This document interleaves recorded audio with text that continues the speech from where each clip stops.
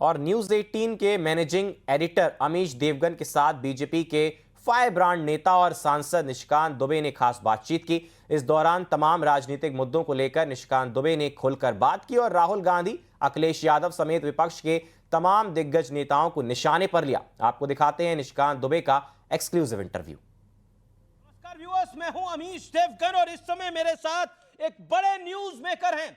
मेरे साथ भारतीय जनता पार्टी के member of parliament Nishikant Dubey हैं। निशिकांत दुबे, आपका अभिनंदन है न्यूज 18 नेटवर्क पर। मेरा पहला और स्पष्ट सवाल आपसे, आप पहले तो कैसे हैं? बहुत बढ़िया। आपको और आपके व्यूअर को नमस्कार जी। एक बड़ी रिपोर्ट आप लेके आए हैं और फेक न्यूज का मुद्दा काफी चर्चा में भी है और संसद की स्थायी समिति जिसके आप अध्यक्ष हैं उसने नई सिफारिशें की हैं और इसमें संपादकों की और प्लेटफॉर्म्स की जिम्मेदारी तय हो और फेक न्यूज की परिभाषा स्पष्ट हो। आपको क्या लगता है इससे बदलाव आएगा? क्योंकि विरोध के स्वर तो आएंगे ही आएंगे। कांग्रेस अभी से बहुत कुछ बोल रही है।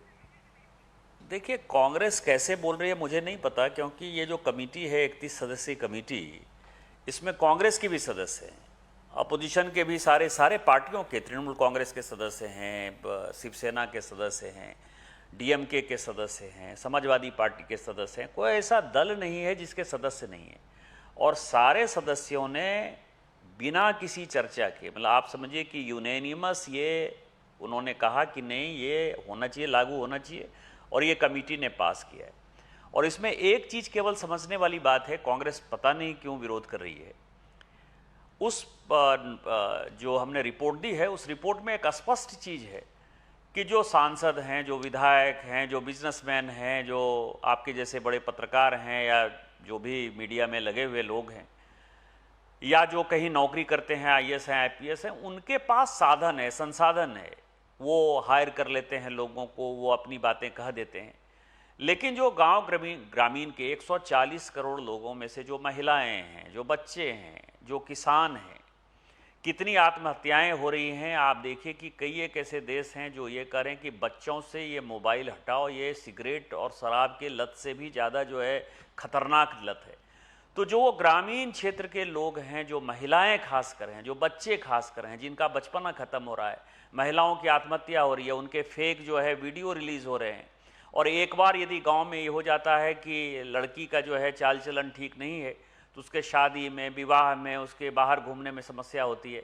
तो इस तरह के प्लेटफॉर्म। दूसरा जो सवाल होता है राष्ट्र का सवाल है कि राष्ट्रद्रोही चीजें जो लेकिन आपने ऐसा रिपोर्ट में लिख क्या दिया है, ऐसा रिपोर्ट में लिख क्या दिया है कि ये चाय के प्याले में तूफान टाइप हो गया है? लिखा क्या है? बड़ी बातें क्या है? अगर मैं 4 बड़ी बातें पूछूं, 5 बड़ी बातें पूछूं। देखिए, 5 बड़ी बातें। सबसे बड़ा सवाल तो मैंने आपको कहा कि जो ग्रामीण महिलाएं हैं, जो बच्चे हैं, उनके प्रोटेक्शन के लिए हमने कहा है कि उसके लिए प्लेटफॉर्म जो है अभिव्यक्ति की आज़ादी होनी चाहिए, लेकिन उनका प्रोटेक्शन होना चाहिए। दूसरा मैंने कहा कि राष्ट्र सबसे बड़ा है और राष्ट्र में यदि आप देखेंगे कि प्लेटफॉर्म पर यदि आप माननीय प्रधानमंत्री जी को रोज गाली देंगे, यदि देश की सुरक्षा के ऊपर रोज क्वेश्चन उठाएंगे, जैसे एक छोटा सा सवाल मैं कर रहा हूं कि राफेल गिर गया जी, तो हमारा चेहरा है, हमको पार्लियामेंट में इम्यूनिटी मिली हुई है, हमने जो है राफेल गिर गया है जी कर दिया। लेकिन उसमें यह हमने नहीं देखा कि भारतीय वायुसेना के पायलट जो है उनके ऊपर क्या असर हुआ, भारतीय वायुसेना के ऊपर क्या असर हुआ।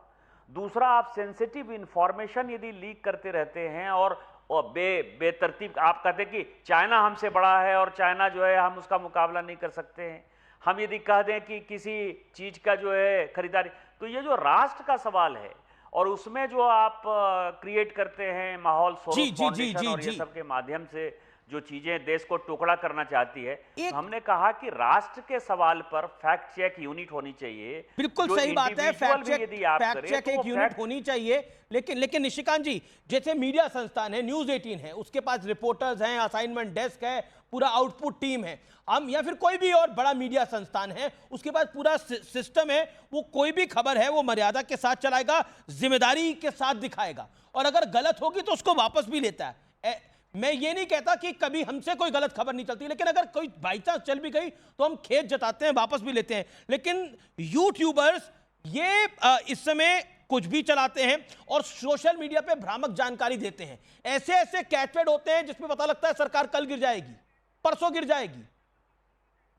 नहीं, उसी पर मैं आ रहा था कि ये जो सोशल मीडिया प्लेटफॉर्म्स हैं, इसका कोई ना कोई कंट्रोल तो होगा। आप इतने दिन से पत्रकारिता कर रहे हैं और आप बड़े संस्थानों में काम करते रहे हैं, अभी भी आप कहाँ रह रहे हैं? आप नौकरी छोड़ दीजिए और इस तरह के जो सोरोस फाउंडेशन, देश तोड़ने वाले ताकतें हैं और जो सो कॉल्ड अपने आप को सेकुलर मीडिया कहते हैं, आप यहाँ गोल्फ लिंक्स और जोरबाग में मकान ले लेंगे अमीश जी, आपको यहाँ मिल जाएगा। क्योंकि आपके पास जो पूरे विदेशी फंड हैं, विदेशी फंड आपको न्यूज़ करवाते हैं और विदेशी फंड आपको पैसा देते हैं, और यूट्यूबर हैं जो सोशल मीडिया प्लेटफॉर्म का यूज करते हैं या जो नौकरी छोड़कर इस तरह की बातें करते हैं, मैंने तो कई लोगों के ITR भी जारी किए हैं, उनका कोई कंट्रोल सिस्टम होगा ना। तो मैंने उसमें कहा है कि लोकपाल बैठाइए, या जो सोशल मीडिया के इंटरमीडिएट प्लेटफॉर्म है उसकी रिस्पॉन्सिबिलिटी तय कर दिए, या नहीं तो इंडिविजुअल केबल टेलीविजन नेटवर्क को जो है उसमें संशोधन करके जो अभी तक वो लेकिन पॉइंट आता है ना, सरकार तो 11 साल से आप ही की है, आप ही के दौरे हुकूमत में इस तरह की अगर फेक न्यूज की प्रणाली चलती है तो जिम्मेदारी तो आपकी सरकार की भी तय होती है। नहीं, वो सही है कि हम 11 साल से सरकार चला रहे हैं, लेकिन 11 साल से जो सरकार चला रहे हैं उसमें आपको मैं बताऊं कि जो प्रधानमंत्री जी के खिलाफ जो माहौल है, हम कुछ भी अच्छा करने की कोशिश करते हैं तो सबसे पहला क्या नैरेटिव आता है कि 76 में भारत का संविधान पूरा का पूरा कांग्रेस ने बदल दिया, लेकिन हमारे ऊपर आरोप आता है कि हम संविधान बदल देना चाहते हैं। आपको 75 में इमरजेंसी में आपको पता है कि सारे print media, electronic media, social media जो भी उस वक्त मौजूद था, सारे के सारे बंद हो गए, पूरी इमरजेंसी लागू हो गई, कोई न्यूज़पेपर, कोई न्यूज़ नहीं लिख सकता था। उन्होंने ये काम कर दिया, लेकिन उन्होंने ही प्रेस काउंसिल ऑफ इंडिया का जो है अवधारणा जारी किया और 78 में आपको पता है कि प्रेस काउंसिल ऑफ इंडिया बना, उन्होंने किया। लेकिन आज यदि हम कुछ करने की कोशिश करेंगे कि भैया अपने ही संस्थान में एडिटर के ऊपर, सब एडिटर के ऊपर, डेस्क एडिटर के ऊपर, रिपोर्टर के ऊपर कुछ ना कुछ जिम्मेवारी दीजिए, तो कहा जाएगा कि हम जो है वो पूरा मीडिया को कंट्रोल करना चाहते हैं। हमारी सरकार का, और मैं आपको बताऊं कि हमारी कमेटी की जो रिपोर्ट है उसमें भी हमने स्पष्ट तौर पर कहा है कि हम किसी के मालिक नहीं है भैया। हमको ना यूट्यूब को कंट्रोल करना है, ना एक्स प्लेटफॉर्म को करना है, ना प्रिंट मीडिया को कंट्रोल करना है, ना इलेक्ट्रॉनिक मीडिया को कंट्रोल करना है। हम तो एक ऐसी कमेटी चाहते हैं जिसमें फैक्ट चेक यूनिट हो, जिसमें लोकपाल हो। लेकिन आरोप तो आप ही की सरकार पे लगता है कि आप तानाशाही चाहते हैं, आप मीडिया गोदी चाहते हैं, यही सब आप पे आरोप लगते हैं। आप ये देखिए ना कि गाना, केवल एक गाने के आधार पर आपको पता है कि किशोर कुमार को जो है जेल भेज दिया गया था, इसी केवल एक गाना गाने के आधार पर। कितने गाने जो है माननीय मोदी जी के खिलाफ 11 साल में बने होंगे। सोशल मीडिया पर रोज जो है उनके माँ को, उनके पिताजी को, उनके व्यक्तित्व के ऊपर रोज गाली होती है, कभी कोई डिग्री के ऊपर गाली करता रहता है। लेकिन आप ये बताइए कि एक आदमी अरेस्ट हुआ है, लेकिन अपोजिशन की जहां जहां सरकार है, स्टालिन के खिलाफ यदि किसी ने कुछ कह दिया, आप देखिए कि बंद होता है कि नहीं होता है। ममता जी के खिलाफ जहां स्टेट पुलिस है वो बिल्कुल करती है। संक्षेप में निशिकांत जी पूछना चाहता हूं, अगला सवाल बड़ा मेरा बहुत महत्वपूर्ण है। नेपाल में भारी हिंसा हुई, बहुत दुखद है, लेकिन भारत में बैठे विपक्ष के नेता हमारे देश के लिए इस तरह की कामना करने लगे। मैं आपके मित्र को कोट करता हूं, संजय राउत को, बीजेपी के भी बड़े शुभचिंतक हैं। यह हादसा किसी भी देश में हो सकता है, सावधान रहिए। अब एक सपा के नेता हैं, वो कहते हैं नेपाल के प्रधानमंत्री का घर जनता ने आग के हवाले कर दिया और 75 साल का तानाशाह यहां सत्ता छोड़ना नहीं चाहता। राज्यसभा सांसद हैं आप आम आदमी पार्टी के संजय सिंह। लोकतंत्र में अगर आप जनता के अधिकार छीनेंगे तो विद्रोह होगा। कांग्रेस के नेता है, वो तो सीधे सीधे कह रहे हैं कि चीन के दोस्त प्रधानमंत्री ओली ने इस्तीफा दिया, अब अगला नंबर आपका है। अब आप बताइए क्या कहेंगे? दुखद है जो नेपाल में हुआ, लेकिन ये देश में कामना कर रहे हैं करने की। इसमें देखिए, नेपाल दुखद है और नेपाल की घटना के बारे में अपने को जो है सहानुभूति होनी चाहिए, नेपाल के लोगों के साथ सहानुभूति होनी चाहिए। आज सुबह ही मैं, हमारे बहुत पुराने मित्र हैं, एक्सप्रेस में यहाँ काफ़ी दिन तक काम करते रहे और मेरे बहुत करीबी मित्र हैं युवराज घिमरे साहब। आज उनको जो है सुबह मैंने नाश्ते पर बुलाया था, मैं उनके साथ काफ़ी देर बैठा था, तो मैंने नेपाल को समझने की कोशिश की। लेकिन मैं आपको बताऊं कि संजय राउत साहब जो है यदि नहीं रहते तो भारतीय जनता पार्टी इतनी मजबूत नहीं होती। लेकिन संजय सिंह साहब का जहां तक सवाल है, दोनों प्रश्नों का मैं जवाब देना चाहता हूं। लेकिन कांग्रेस के प्रवक्ता भी यही बात बोल रहे हैं कि भारत में ऐसा होना चाहिए।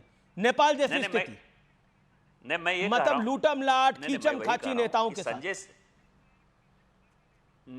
मुझे लगता है कि अन्ना हजारे आंदोलन और निर्भया कांड जो है ये देश भूल चुका है। यदि 2013-14 की स्थितियों को आप करेंगे तो भारत में इस तरह से सत्ता परिवर्तन करके अरविंद केजरीवाल जी भ्रष्टाचार के नाम पर, भ्रष्टाचार के विरोध में शासन पर बैठ चुके हैं कि हम भ्रष्टाचारी को हटाएंगे।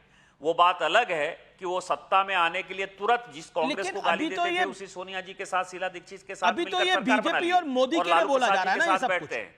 अभी तो आप लोगों के लिए और मोदी के लिए नहीं, बोला नहीं, जा रहा है मैं ये ये सब कह रहा हूं कि वो भूल गए ना। नहीं, जनता को बताना जरूरी है ना। मैं ये बताना चाहता हूं, ये जितने यूट्यूबर आज की डेट में, जितने बड़े पत्रकार हैं, वो सब तो अरविंद केजरीवाल को बॉस बनाए हुए थे, भ्रष्टाचार के खिलाफ मुहिम के एक बड़े नेता बनाए हुए थे, भ्रष्टाचार के आधार पर जेल में गए। और उसके बाद आपको पता है कि क्या हुआ, कि उन्होंने जो है लालू प्रसाद जी के साथ हाथ मिलाया, उसी पवार साहब को जो गाली देते थे उसके साथ हाथ मिलाया, शीला दीक्षित के साथ सरकार बनाया। लेकिन मैं ये कह रहा हूं, मैं आपको दूसरी बातें कह रहा हूं कि बांग्लादेश और नेपाल में जो हुआ, संजय राउत को नहीं पता है तो मैं बता देता हूं कि दो चीजों के कारण वहां आंदोलन हुए। एक तो परिवारवाद के खिलाफ आंदोलन हुआ, दूसरा भ्रष्टाचार के खिलाफ आंदोलन हुआ। पूरा देश ये मानता है कि मोदी जी ईमानदार हैं, ईमानदार थे और ईमानदार रहेंगे। पूरी सरकार पे 11 साल में आज तक 1 रुपये का छीटाकसी नहीं है। तो आप क्या कह रहे हैं, डर लेकिन उनको यदि लगना चाहिए? नेपाल और बांग्लादेश की स्थिति, नेपाल और बांग्लादेश की स्थिति यदि बनेगी, और मैं आपके चैनल पर ऑन रिकॉर्ड ये बात कह रहा हूं, सबसे पहले गांधी परिवार भागता हुआ नजर आएगा। उसके बाद जितनी परिवारवादी पार्टी है, चाहे वो उद्धव ठाकरे साहब हों, अखिलेश यादव साहब हों, स्टालिन साहब हों, लालू प्रसाद यादव साहब हों, ममता जी हों, एक आदमी इस देश में नहीं नजर आएगा। सभी लोगों को लगता है कि ये राजतंत्र बड़ा बोल नहीं रहे है, हैं। राजा का बेटा राजा नहीं बनेगा। रहे यही है, यही बांग्लादेश में हुआ परिवारवाद तो के आप खिलाफ। कह रहे हैं कि अगर ये नेपाल में जेनजी हुआ। टाइप का आंदोलन यहां होता है तो सबसे पहले गांधी परिवार, स्टालिन परिवार, यादव परिवार ये भागता हुआ नजर आएगा यहां से। एक भी आदमी नहीं नजर आएगा। सभी के मकान जलाए जाएंगे, सभी के दुकान जलाए जाएंगे, सभी को, मैं आपको बताऊं कि सभी को दूसरे देश में शरण लेनी पड़ेगी। यदि इस तरह का माहौल, जिस तरह से राहुल गांधी विपक्ष के साथ मिलकर करना चाहते हैं और जिस तरह की बयानबाजी संजय राउत जी और संजय सिंह जी कर रहे हैं, यही होना है। और मैं आपके चैनल पर ऑन रिकॉर्ड ये बातें कह रहा हूं, यही होना है। परिवारवाद के खिलाफ यदि लड़ाई होगी, भारतीय जनता पार्टी को छोड़कर और कम्युनिस्ट पार्टी को छोड़कर इस देश में कोई दूसरी पार्टी नहीं है जो परिवारवाद में ग्रसित नहीं है। एक अध्यक्ष हटता है, यदि मां अध्यक्ष हटेगी तो बेटा बनेगा, यदि बेटा अध्यक्ष हटता है तो उसका बेटा बनेगा या उसकी वाइफ बनेगी। तो सारे परिवारवाद, सारे लोग फ्रस्ट्रेशन में हैं। यादव के नेता केवल लालू प्रसाद जी और मुलायम सिंह यादव के ही परिवार के लोग होंगे कि कोई और यादव का नेता होगा? इसीलिए ममता बनर्जी जी के बाद अभिषेक बनर्जी जी ही होंगे, उद्धव ठाकरे के बाद आदित्य ठाकरे होंगे। राज ठाकरे के साथ उन्होंने हाथ मिला लिया क्योंकि परिवारवाद टूटता हुआ नजर आ रहा है। तो इसीलिए यदि जेन जेड की तरह कोई भी यहां आंदोलन होगा और यदि उसको भड़काने की कोशिश करेंगे राहुल गांधी जी, संजय सिंह जी और संजय राउत जी, तो हम उनका स्वागत करते हैं। निर्भया कांड के समय भारतीय जनता पार्टी ने एक भारी भूल की थी। हम उस आंदोलन का सहभागी बनेंगे जो संजय राउत जी और ये सब चलाने की कोशिश करेंगे, और उसके बाद यदि ये लोग हिंदुस्तान में नजर आ गए तो फिर आप मुझे कहिएगा। जी, ये आप बड़ा कह रहे हैं कि अगर ऐसा जेनजी टाइप का आंदोलन हिंदुस्तान में हो गया तो परिवारवादी पार्टियों के लोग भागते हुए नजर आएंगे, ये देश में भी नहीं रह पाएंगे, ऐसी कंडीशन हो जाएगी। आपने तो पूरा गेम ही उल्टा कर दिया कि भ्रष्टाचार के खिलाफ है, भ्रष्टाचार के अधिकतर आरोप इन्हीं लोगों पे है और सत्ता अधिकतर इन्हीं के पास रही है। यही होना है। सभी लोग पूछेंगे कि मान लीजिए कि आपके बाप दादा राजनीति में थे तो आपके पास गाड़ी था, घोड़ा था, मकान था, आज करोड़ों के मालिक बने हुए हैं। यही तो होगा कि परिवारवादी लोगों ने एक नया राजतंत्र घोषित कर दिया है और इसीलिए यही होना है जी। और वो यदि कर रहे हैं तो बहुत अच्छा कर रहे हैं। मेरा और मोदी जी का जहां तक सवाल है, मोदी जी का साफ सुथरा ट्रैक रिकॉर्ड है, इसीलिए भारतीय जनता पार्टी के किसी कार्यकर्ता को परेशान होने की आवश्यकता नहीं है। जी, लेकिन मेरा अगला सवाल है कि राहुल गांधी की सुरक्षा को लेकर सीआरपीएफ के डीजी ने एक पत्र लिखा है और आरोप है कि राहुल गांधी अपनी सुरक्षा को बिल्कुल गंभीरता से नहीं लेते और आरोप है कि 9 महीनों में 6 विदेशी दौरे पे गए हैं राहुल गांधी और सुरक्षा प्रोटोकॉल का उल्लंघन किया है। देखिए, राहुल गांधी जी विदेश जाएं, इसमें किसी को कोई परेशानी नहीं है। लेकिन राहुल गांधी जी इस देश की एक एसेट है। राहुल गांधी जी प्रतिपक्ष के नेता है और उनकी सुरक्षा जो है वो भारत सरकार का जिम्मा है। और उनके परिवार में इस तरह की हत्याएं हो चुकी हैं। इंदिरा जी को उनके घर में मार दिया, राजीव गांधी जी को तमिलनाडु में मार दिया गया। 2 इस प्रकार की हत्याएं हो चुकी हैं और इसीलिए विदेशी ताकतें जो भारत को अस्थिर करना चाहती हैं वो ताकतें भी लगी हुई। आपने देखा कि डोनाल्ड ट्रंप के कैंपेन में ट्रंप, अमेरिका जो अपने आप को बड़ा सुरक्षित मानता है, उनके ऊपर भी अटैक हुआ। और कल जो कुछ भी हुआ वो उनके जो हार्डलाइनर थे, जो बड़े अच्छे ओरेटर थे, 31 साल 32 साल के लड़के को किस तरह से भाषण देते हुए जो है मार दिया। तो जब राहुल गांधी जी इस तरह से जाते हैं अपने छुट्टियां मनाने के लिए और वो सुरक्षा के साथ खिलवाड़ करते हैं, ये देश के लिए बहुत ही दुर्भाग्यपूर्ण है। और मैं कांग्रेस पार्टी के सभी नेताओं से आग्रह करूंगा कि कम से कम देश के लिए राहुल गांधी जी की सुरक्षा बहुत आवश्यक है। बड़ा इंपॉर्टेंट पॉइंट आप कह रहे हैं, वो भारत सरकार के साथ कोऑपरेट करें। जी मैं कह रहा हूं कि भारत सरकार के साथ सुरक्षा का जो है वो अपना पूरा आइटिनरी जो है शेयर करें। कल को कोई बुरी घटना हो जाएगी तो देश जो है एक अच्छे नेता को खो देगा, क्योंकि राहुल गांधी जब तक हैं तब तक भारतीय जनता पार्टी बड़े मजे से जीतती है। भारतीय जनता पार्टी के लिए वो मजबूत आदमी है, इसीलिए मैं चाहता हूं कि वो सुरक्षित रहें, संरक्षित रहें, लेकिन वो भारत सरकार को अपनी सुरक्षा के बारे में बताते रहें। उनको जहां छुट्टी मनानी है, मौज मस्ती मनानी है, मनाते रहें, लेकिन सुरक्षा के साथ खिलवाड़ नहीं करें। जी आपका शुक्रिया। लेकिन बिहार के तमाम नेताओं से आपकी बात हो रही है? जी, मेरी बिहार के सभी नेताओं रूडी जी से भी होती है बात? बिहार के सभी नेता मेरे लिए सम्मानित है, वो मेरे सम्मानित नेता हैं, मैं उनका बहुत आदर करता हूँ। 7 बार के सांसद हैं, मैं 4 बार का सांसद हूँ, वो विधायक रह गए। कहाँ राजा भोज, कहाँ गंगू तेली, मेरे और रूडी जी में कोई तुलना थोड़े है। अच्छा, आप रूडी जी को राजा भोज कह रहे हैं और अपने आप को गंगू तेली कह रहे हैं। नित्यं वृद्धा पसे विनः। जी, वो अभिवादनशीलस्य और नित्यं वृद्धा पसे विनः चत्वारि तस्य वर्धन्ते आयुर्विद्या शोभलम। मैं उनको प्रणाम करता रहूंगा तो मैं बढ़ता रहूंगा। आप उनको प्रणाम करते रहेंगे। Interesting way to answer. Thank you so much Nishikant Dubey. बड़े बड़े खुलासे आपने करे और हर सवाल का जवाब बड़ी स्पष्टता से दिया। बहुत बहुत धन्यवाद न्यूज़ 18 के साथ जुड़ने के लिए।